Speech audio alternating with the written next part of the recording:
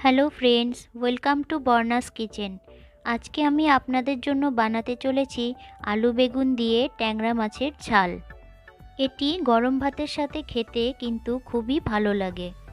আপনারা একবার অবশ্যই বাড়িতে এভাবে বানিয়ে ট্রাই করে দেখবেন এবং আমাকে অবশ্যই কমেন্ট সেকশানে জানাবেন আপনাদের কেমন লাগলো। তাহলে চলুন রেসিপিটি শুরু করা যাক। রেসিপিটি বানাতে আমাদের যেসব উপকরণগুলো লাগবে সেগুলো হলো লম্বা করে কেটে রাখা আলু, লম্বা করে কেটে রাখা বেগুন, পেঁয়াজ কুচি, টমেটো কুচি, ধনেপাতা কুচি, কাঁচা লঙ্কা চেরা আর সামান্য আদা বাটা। আর লাগছে ট্যাংরা মাছ। ট্যাংরা মাছগুলোকে এবার হলুদ নুন দিয়ে ভালো করে মেখে নিতে হবে। তারপর মাখা হয়ে গেলে কড়াইয়ে তেল দিয়ে তেলটা গরম হয়ে গেলে একে একে মাছগুলোকে দিয়ে সব ভেজে নিতে হবে।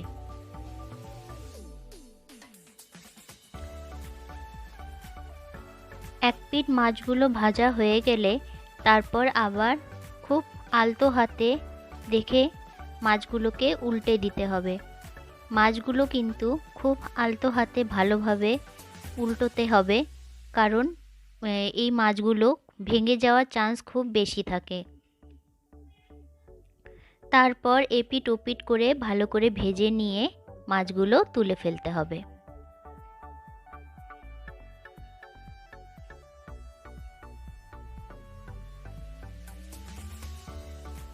এভাবেই সমস্ত মাছগুলোকে আমরা ভেজে নেব।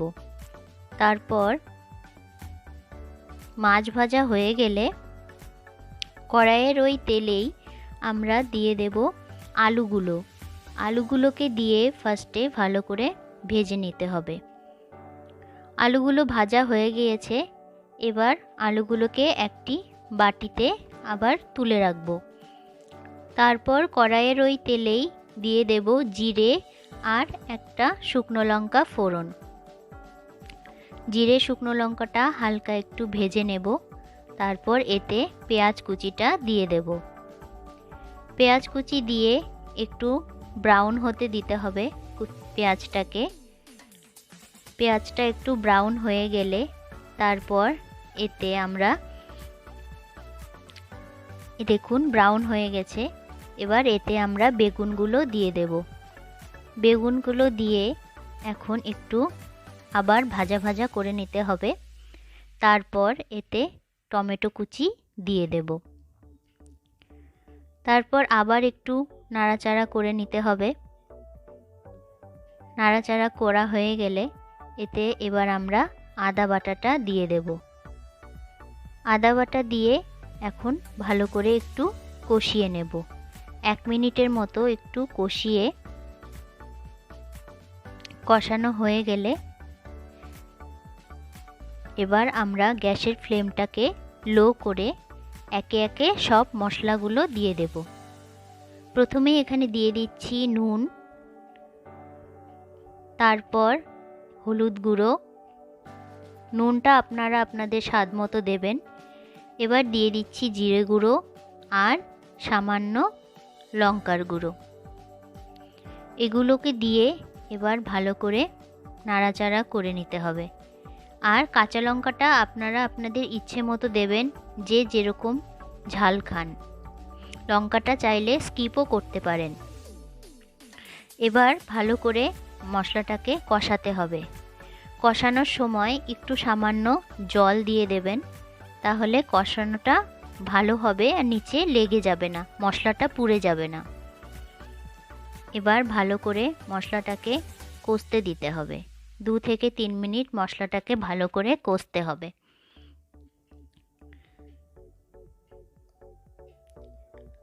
দেখুন মশলাটা এখন ভালো করে কষা হচ্ছে, মশলা থেকে তেল ছেড়ে দিয়েছে। এই সময় আমরা মশলাতে আলুগুলো দিয়ে দেব। এবার আলুগুলো দিয়েও আবার ভালো করে মশলার সাথে 1 মিনিটের মতো কষিয়ে নেব। 1 মিনিটের মতো কষানো হলে বাস, কষানো মোটামুটি আমাদের কমপ্লিট। এবার এতে আমরা জল দিয়ে দেব। জল দিয়ে এখন আমরা এটাকে ফুটতে দেব, আর দেখতে হবে আলুটা যেন সেদ্ধ হয়ে যায়। দেখুন অনেকক্ষণ হলো ফুটে গেছে, আশা করি এখন আলুগুলো সেদ্ধ হয়ে গেছে। একটু এভাবে চেক করে নেবেন আলুটা সেদ্ধ হয়েছে কিনা। ব্যাস আমার আলু সেদ্ধ হয়ে গেছে। এখন এই সময় মাছগুলো আমরা এতে দিয়ে দেব। একে একে সব মাছগুলো দিয়ে এবার এর মধ্যে মাছগুলো দিয়ে ভালো করে ঝোলে ডুবিয়ে দিতে হবে মাছগুলোকে একটু, যাতে সব মাছের মধ্যে ঝোলটা নুনটা সব ঢুকে। ব্যাস তাহলেই একটু 2 মিনিট 3 মিনিটের মতো একটু ফুটতে দিতে হবে, তাহলেই কিন্তু রেডি। এবার উপর দিয়ে ধনেপাতা কুচি ছড়িয়ে দিলাম। ব্যাস রেডি হয়ে গেল আমাদের ট্যাংরা মাছের ঝাল। এবার এটিকে একটি পাত্রে ঢেলে নিব। পাত্রে ঢালা হয়ে গিয়েছে। এখন ওপর দিয়ে আবারও কিছু ধনেপাতা কুচি ছড়িয়ে দিচ্ছি গার্নিশিংয়ের জন্য। ব্যাস তাহলেই রেডি হয়ে গেল আমাদের ট্যাংরা মাছের ঝাল রেসিপি। এই রেসিপিটি আপনাদের কেমন লাগলো অবশ্যই কমেন্ট করে জানাবেন। বাড়িতে একবার এভাবে নিশ্চয়ই আপনারা ট্রাই করে দেখবেন। যদি ভালো লাগে অবশ্যই পেজটিকে লাইক করবেন এবং এরকম আরও নিত্য নতুন রেসিপির জন্য আমার চ্যানেলটিকে সাবস্ক্রাইব করবেন। আজকের মতো এই পর্যন্তই, আবার দেখা হবে একটি নতুন রেসিপি নিয়ে।